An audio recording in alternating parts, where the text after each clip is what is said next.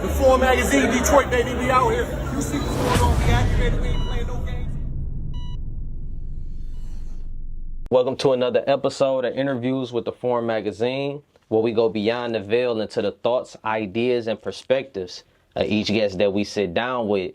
And today, we have another episode. We have singer, songwriter, rapper, none other than the talented Japeierra. How you doing, sis? How you feeling?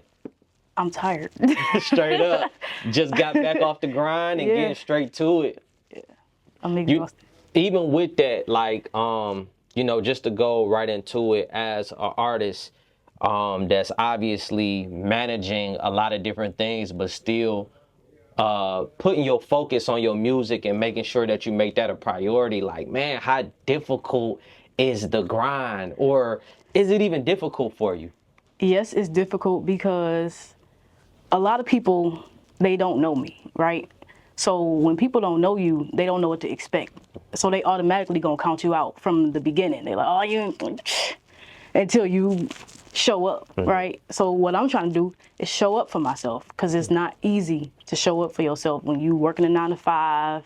You trying to do too many things. You trying to do like singing, rapping, producing, doing all that. You trying to do all that at the same time. And I got a baby. I'm trying to raise her too. So doing everything at the same time is just, it's not easy, and it's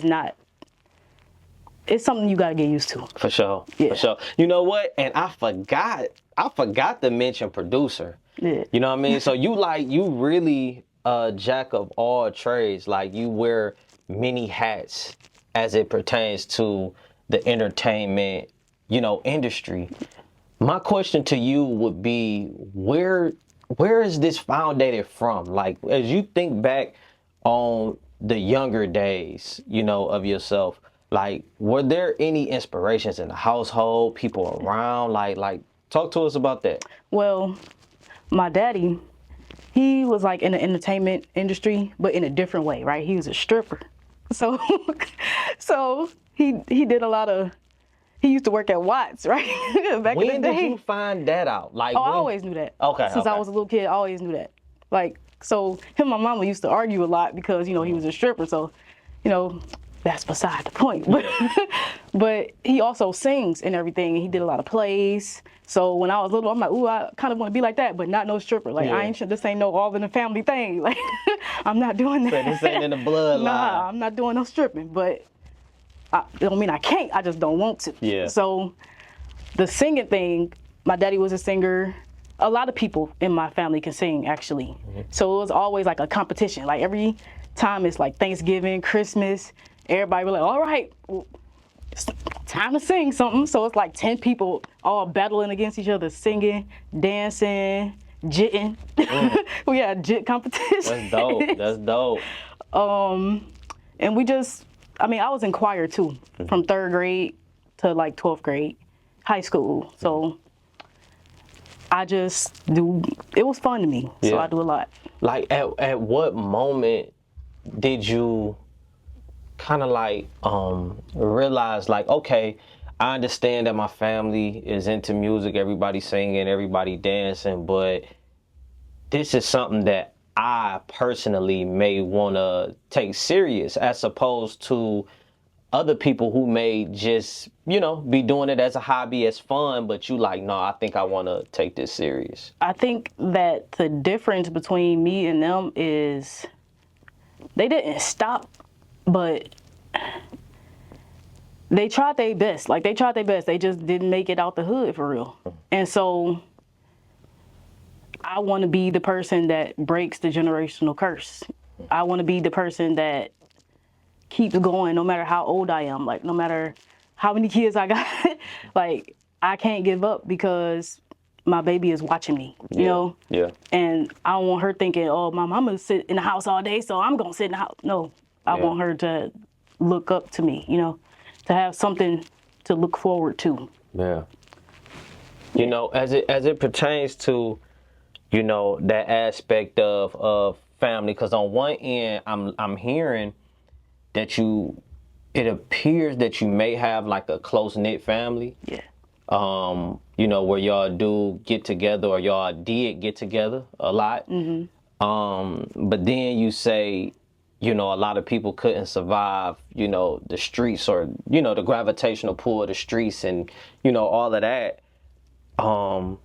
Like some of the things that you experienced in life younger, like some of the things that you've seen growing up in Detroit, like, did that play like, does that play a factor in your music and like how you? It do, because for them it was easier, right? But for me, I'm quiet. I'm a quiet person, so people don't think that I know how to do anything. So they automatically assume you weak, or they assume that you just don't, you ain't got nothing going for yourself if you don't talk that much, right? Like, yeah, I don't talk that much, but when I do talk, I'm gonna pop out, you know? But I feel like it wasn't easy for me because I'm the person that they counted out. I'm the person that they didn't think knew how to do it. Like everybody else, they always been good, but I had to grow. I had to become that. It feel like, you know, it feel like some people done told you some things in your life that you done kind of took to heart, and a large part of it is because of your personality. Yeah. And it seemed like you've been judged a lot in Definitely. life, and you know, counted out. You know what I mean? And you know, even with you having, you know, a child, like you saying, a daughter, like those things can play a factor into how people view you, or how people perceive you to be, or like the trajectory of your life and where they feel that your life is going. Am I hitting that? Am I on point with that? Definitely, because the way that people treated me compared to the way that they treat everybody else was like trash. Treat me like the bottom of their shoe. Like, and this for real. is family? Not my immediate family, but just other family members. Gotcha. Like one of my uncles, like when I was like 12, I think I was around 12, he invited everybody to his house for Christmas. So all my cousins, right? And he got everybody gifts, right? And I was the only one he didn't get nothing for. But why did you invite me to your house? And you got some of my cousins 5, 10 things. They opening up their stuff and, oh my God, I got this, I got that. What did you get? Nothing. So what do you feel like that, like now that you're older, Yeah. and you can kind of like, maturity allows you to kind of assess the situation a little differently. Yeah. Like, what would you attribute that to now when you look back on it? Like pertaining to why would he do a thing like that? know. Was it an honest mistake, or I'm do you not sure. feel I like it was? felt like he did it on purpose. Okay. Because he was mad at me for something, right? And I just don't feel like you punish a child like that. But it wasn't just him. It was like other family members that didn't like me too. So I kind of felt like with older family members, if they treat you a certain way, the ones right up under them is going to treat you that same way unless somebody stick up for you. But nobody was. Nobody was sticking up for me. And so you took it upon yourself now at this point. I'm like a solo person. Like I do everything by myself unless I got like my day ones. When we go out together. I'm alone. Yeah. Cause I'm like, I don't trust nobody. Yeah. Yeah. Yeah. Talk a little bit about your day ones and the people that's in your corner though. Like that's. Well, the thing about my day ones, we all met in high school. Most of us met in high school and like college.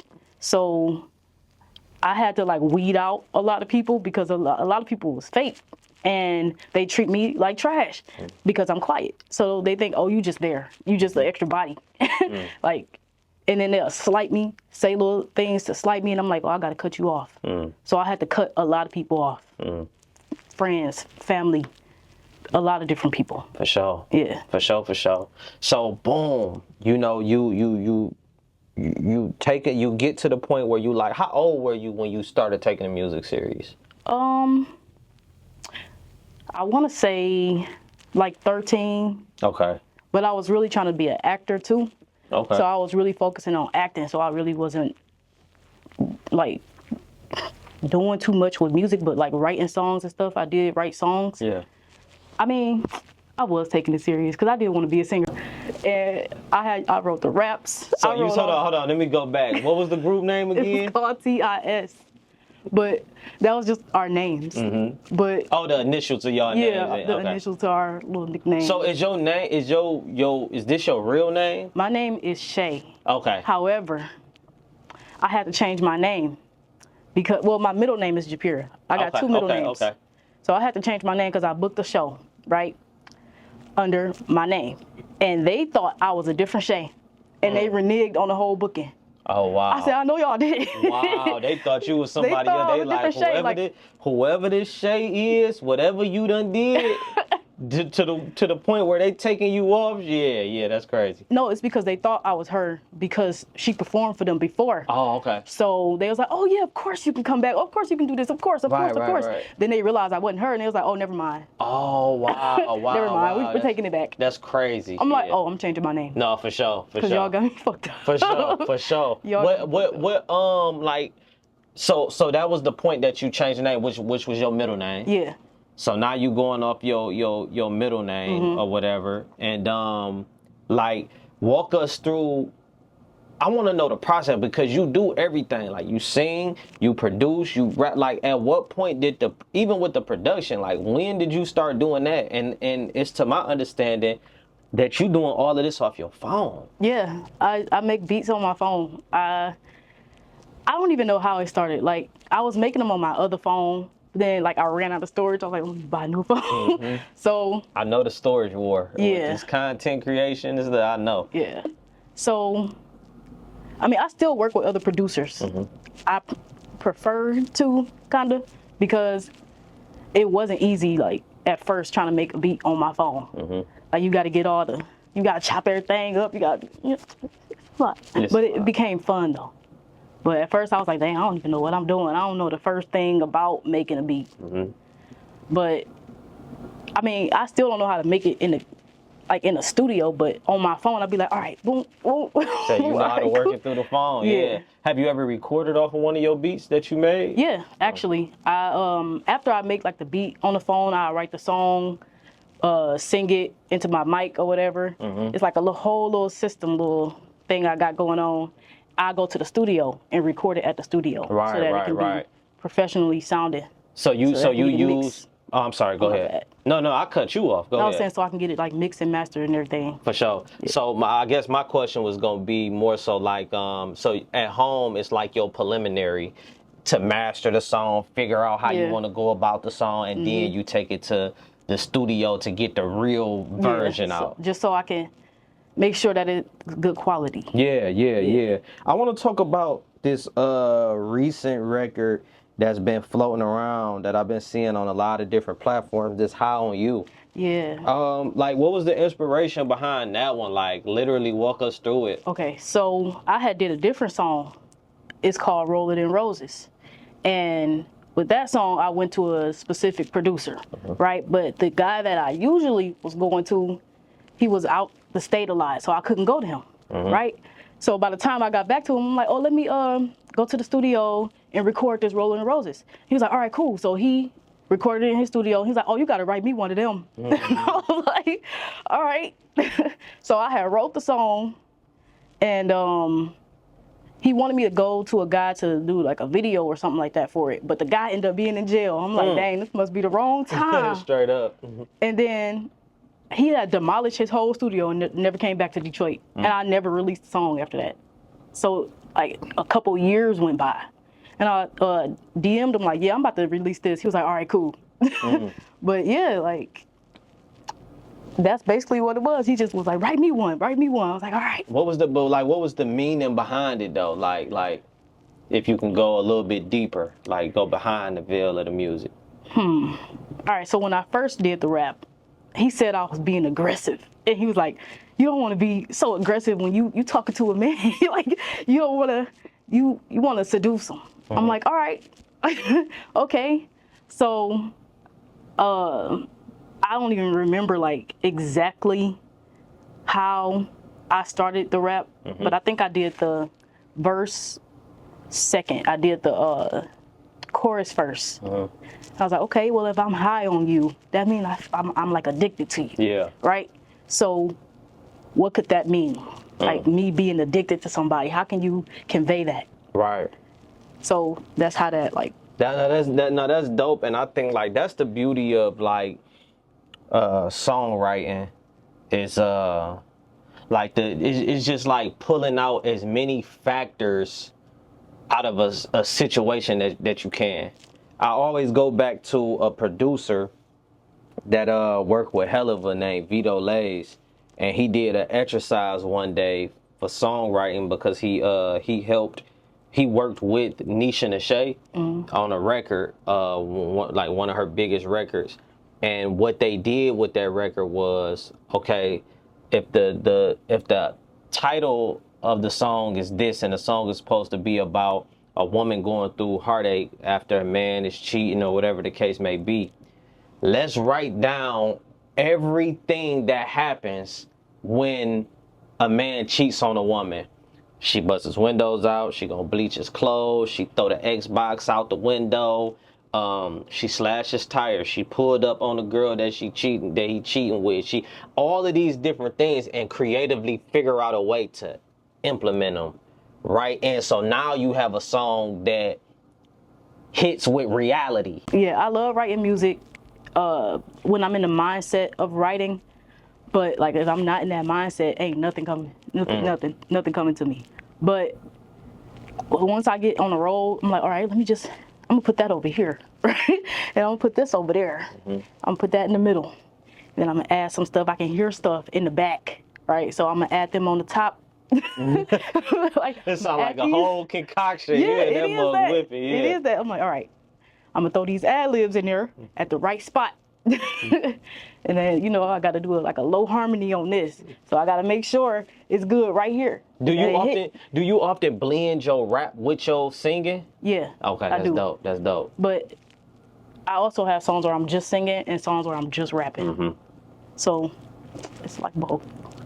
Yeah, for sure. Super dope. Super dope. So like in terms of like singles, projects, like, what do you have like cooking? Have you ever dropped a full project yet? I'm about to. Okay. Yeah. And all the beats I made on my phone. So it's an EP. I'm gonna drop it soon, but I'm not exactly sure of the date because I had to fix a few mistakes because I'm still working on it, right? So Do you got a title for it? Yeah. It's called Caged. Okay, so we got the exclusive, y'all. We let y'all know she gave us the exclusive. Caged. Yeah. Talk about the meaning. Why cage? Because I feel like a caged animal. Like I feel like people always want to back me into a corner.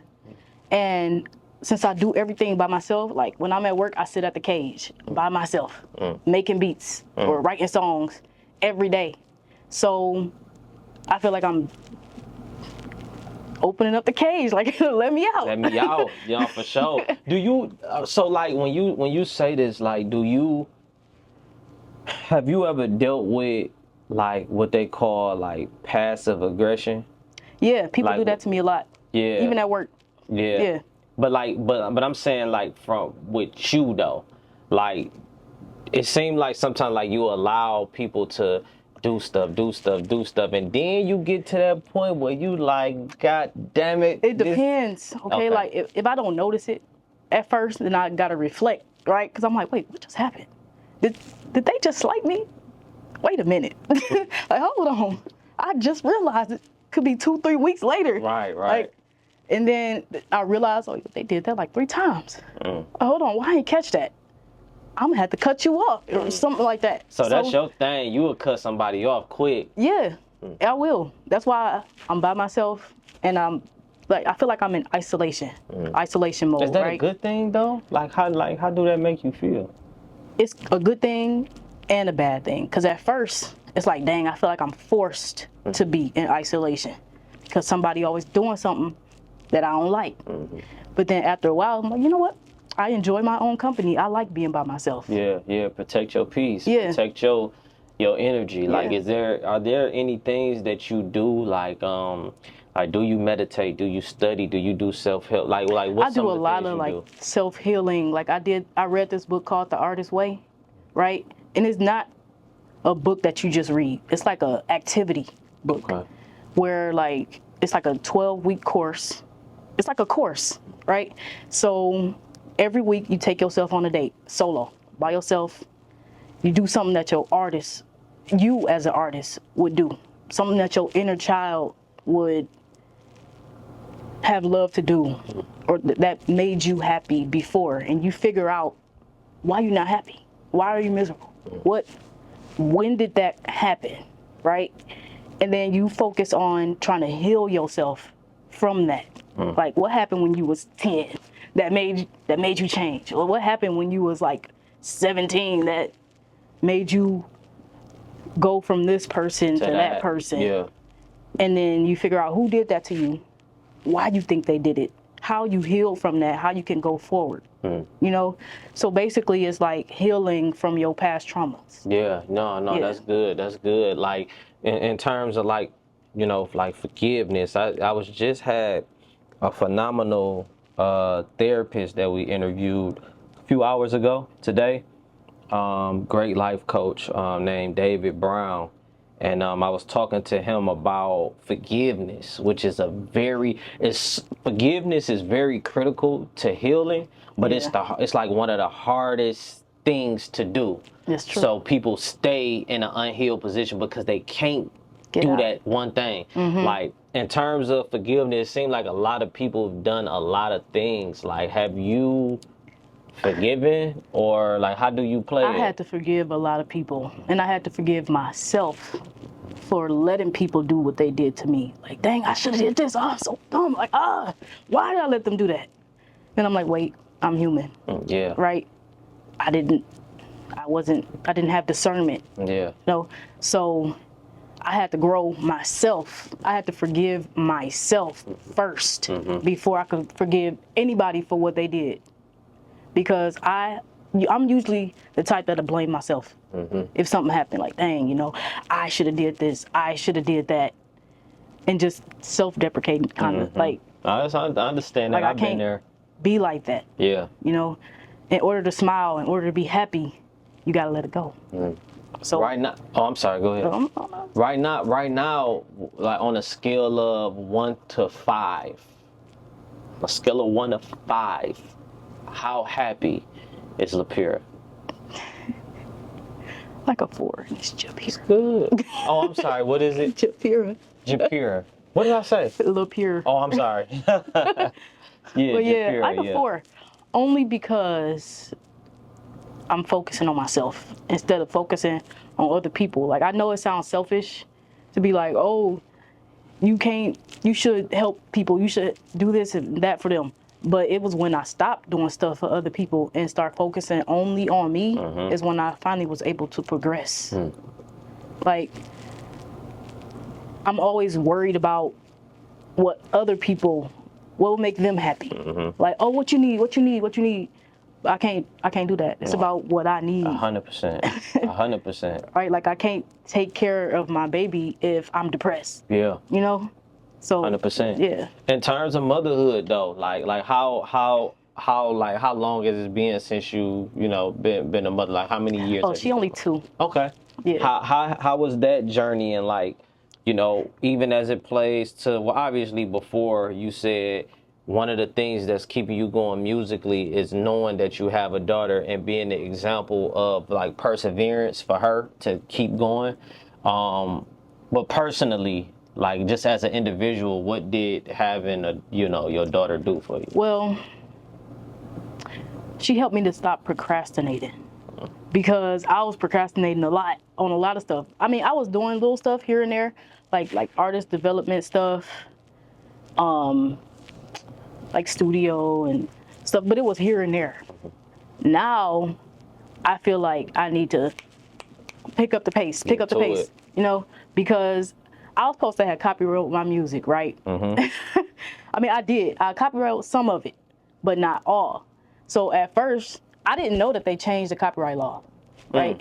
So what they did was, you can copyright a group of up to 10 works, right? As long as it got the same author and everything. Now they changed it to where it has to be on the same album in numerical order. And the sound recording is separate. Right? So now that's multiple copyrights. Yeah. If I wouldn't have procrastinated on copyrighting my stuff, I wouldn't have had to pay for all these separate copyrights. Right, that would have automatically transferred. Yeah, I see what you're saying. So now I'm like, dang, I shouldn't have procrastinated. Yeah. I should have just did it when I first, thought about it. Mm-hmm. No, for sure. Yeah. For sure. No. So like one thing, man, because with songwriting comes love. Yeah. You know what I mean? I ain't trying to get in your business. But like, what's your love life like? Like, is there a special person in your life that got your back, that's helping you along this journey? Yeah, I want to say yes to that. However, he not really a supporter of my music because he feel like, I don't know how he feel. Honestly, I don't. I just know how I feel. And I feel like he don't support my music. So when it comes to doing my music, I do it without him. Right. I don't even tell him. Because he was real critical. If I show him a song, he rolling his eyes. I'm like, hey, what's the problem? Right. Well, this an album cut. I'm like, that don't mean that it can't exist. Right.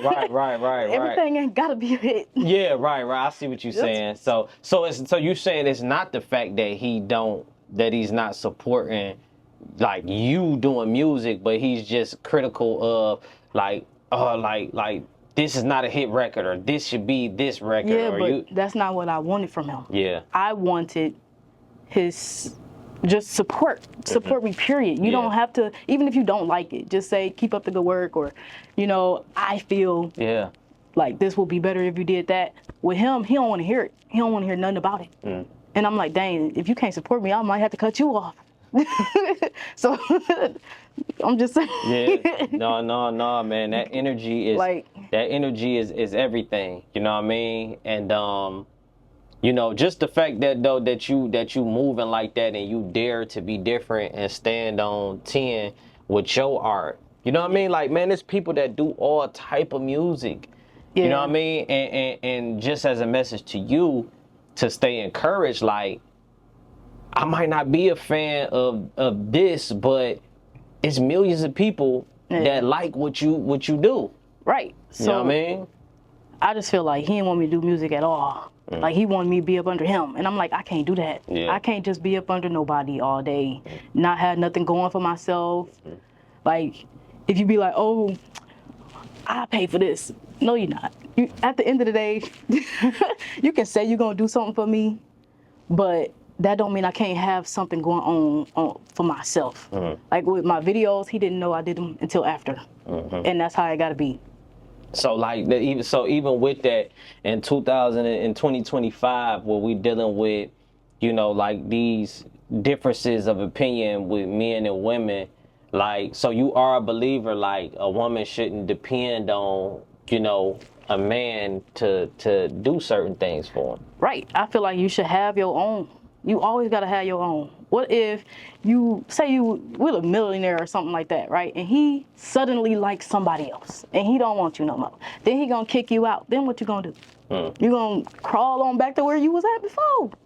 Which is nothing. Which is nothing. If you ain't built nothing. Nothing. Yeah. And you never want to be somebody that had it all and let it go, and now you at zero. You got to build off that. He giving you some money, put some to the side. If he buying you stuff, I don't really want it, I'ma sell it. She said, I'm selling sell it. it. I'm just saying. Since Like, like, dang, I I'm don't want gonna get that, it by any means, I'm gonna have my little stash. I'm gonna take me a little class. For sure. I'm gonna make sure I do something out of it. I'm not about to just be sitting there like, oh, it could all be over at the end of the day and I'm gonna just go home and cry. Like, no, I bet you I won't. Real talk. Real talk. So like, in terms of the fans and new people that may, be interested in after seeing this interview, like what would you tell them that makes you unique? What would you tell them in terms of like why they should support you and your music? I feel like what makes me unique is I'm not gonna give up. Like, even if music don't work out, I gotta do something else. I gotta make some money. You're gonna always have to grind to get what you want in life. And I feel like they should listen because I'm unpredictable. And I feel like I'm unpredictable because I'm about to drop like a rap EP, right? But the next EP might be R&B or it might be pop. Like I'm like a versatile type of person. So I got more on my mind than just one thing.